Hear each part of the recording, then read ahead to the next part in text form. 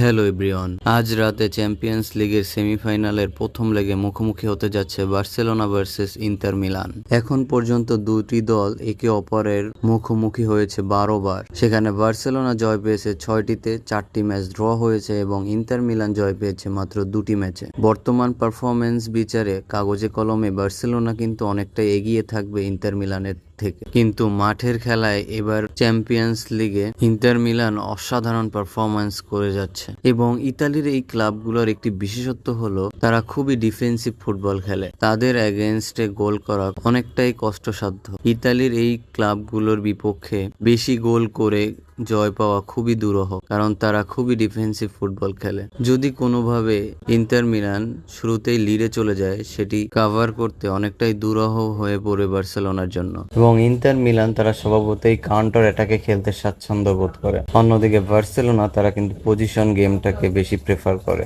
এক্ষেত্রে বার্সেলোনার ডিফেন্স লাইনকে আরো সতর্ক হতে হবে ইন্টার মিলানের বিপক্ষে। ইন্টার মিলানের ক্যাপ্টেন এবং ফরওয়ার্ডে খেলা আর্জেন্টাইন তারকায় চ্যাম্পিয়ন্স লিগে অসাধারণ পারফরমেন্স করে যাচ্ছে। সুতরাং ইন্টার মিলানকে হারানো কোনোভাবেই সহজ কাজ হবে না বার্সেলোনার জন্য, বরং ইন্টার মিলান যদি লিডে চলে যায় এক্ষেত্রে বার্সেলোনার জন্য কিন্তু বিপদ হতে পারে সেটি। বার্সেলোনার এই ম্যাচে সম্ভবত লেভানডস্কি তিনি থাকতে পারেন। যাই হোক, দেখা যাক ফার্স্ট লেগ শেষে কি হয়। আজ এই পর্যন্তই, আল্লাহ হাফেজ।